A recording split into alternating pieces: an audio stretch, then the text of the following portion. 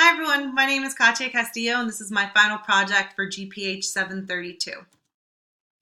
So for my community needs assessment, I decided to do Baltimore City, Maryland, a major urban city that has a very diverse population and is very heavily populated. In comparison to its neighboring communities such as Washington, D.C. or Baltimore County, it has a higher population of minorities, especially Black or African Americans, and also has a much lower median household income and a higher poverty rate. There's also uh, a lower rate of education in Baltimore City in comparison to its neighboring communities. So we noticed that the priority health issue here was syphilis. Rates have risen by over 42% between 2009 and 2016 in Baltimore. So that's a really big jump.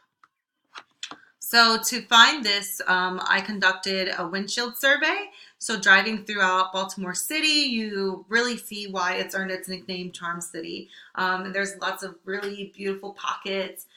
Driving and walking around the city, you can see that diversity that the community has to offer.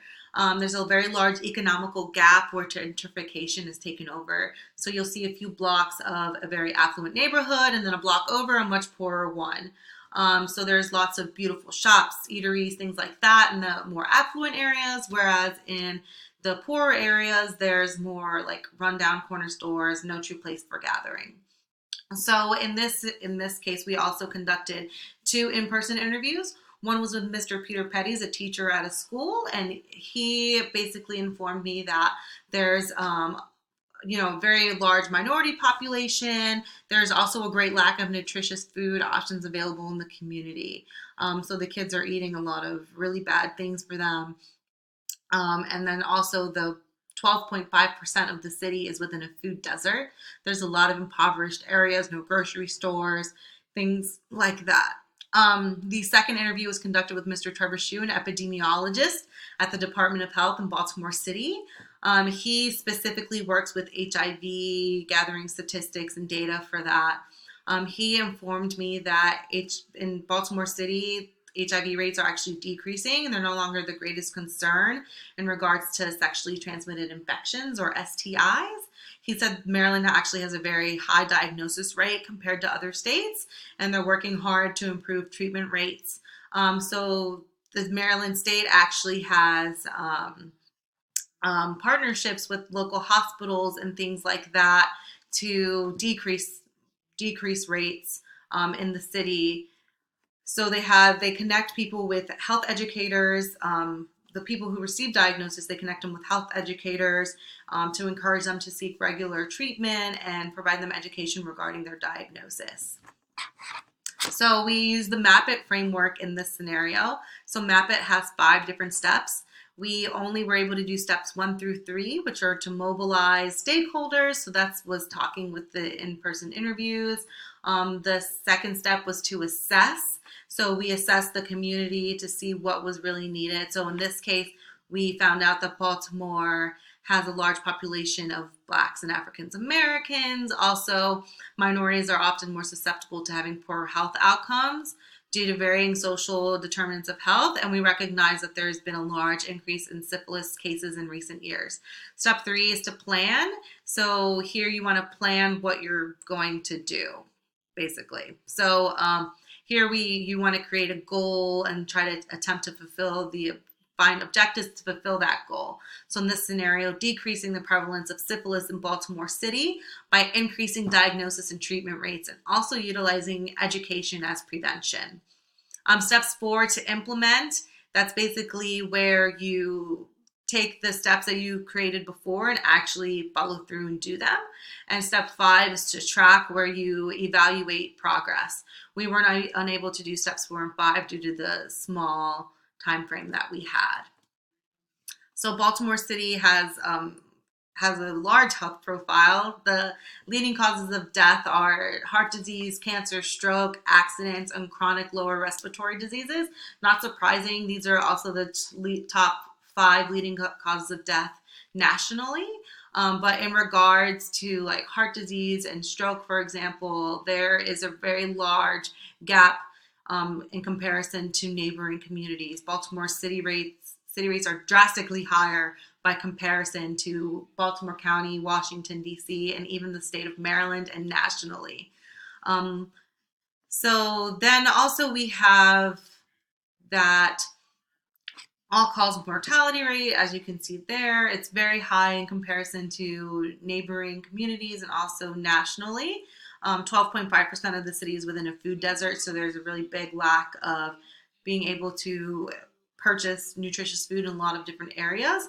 22.4% are considered to be in poverty. That's also a large gap between neighboring communities. And there's also a pretty high obesity prevalence. So the priority health issue that we noticed was syphilis. As I reported before, syphilis rates have since 2014 have risen by a bit over 40%, which is very rapidly increasing. So 2018 holds the highest recorded national rate since 1991. Maryland ranked 12th state with the highest syphilis rates. Syphilis is a bacterium, and with not being treated can cause really serious health complications.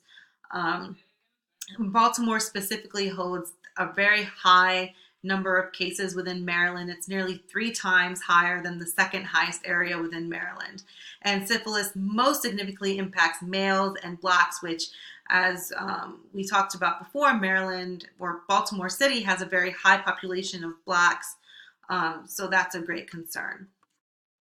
Here you can see a very stark difference between 2014 and 2018, and also the really big gap between being Black or African American and other races. And then here you can see Baltimore City has a significantly higher rate of reported cases of syphilis in comparison to other areas in Maryland. So Maryland or Baltimore City specifically has a lot of community assets and capabilities.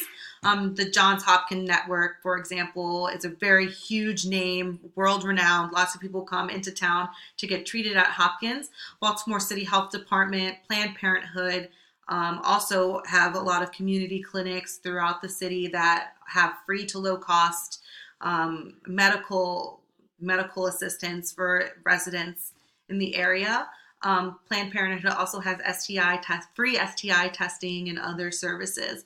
Baltimore City Public Schools is another great asset. They've recently partnered with several other different agencies to either replace or renovate schools to bring them into more modern times. The Department of Planning created an Inspire program to go along with that, where neighboring communities close to those schools that are being modernized are also being modernized as well, to go with the flow and to make it a safer place.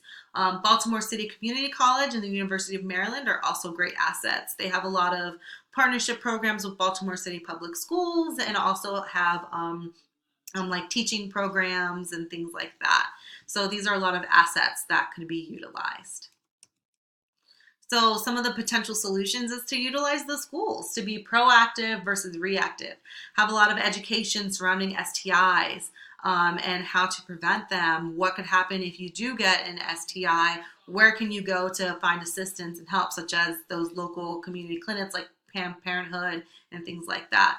Also, partnerships between the school system and community health clinics could be great. Getting those people in to the schools or near the schools so that people can ask questions, get treatment, or get tested would be great.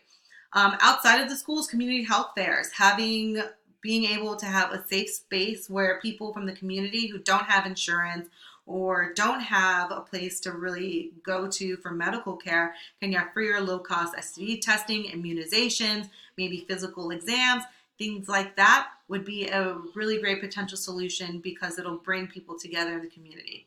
Also, for the health department to replicate the HIV program, have a partnership with the hospitals, get people tested, and then those who are tested and come back positive for syphilis, get treatment or find ways to get treatment, or to talk with their people who may have gotten infected from them. So there were several limitations and also strengths to this process. So very short time frame. We weren't able to complete all of the steps of the MAP-IT framework. I couldn't speak with a syphilis professional either. But then there's also a lot of syphilis information documented. So in conclusion, untreated syphilis can cause really large health problems. National rates have been on the rise. Maryland and Baltimore City have pretty high rates, but specifically Baltimore City has extremely high rates. This predominantly affects Blacks and men. So Baltimore having such a high population of Blacks, it's very concerning to make sure that we need to make sure that we get this problem down on the downgrade because it has been going at such a rapid rate. Baltimore's been able to decrease HIV rates and increase diagnosis rates in that regard. So they should be able to recreate these results with syphilis, and hopefully they do. So thank you very much for your time.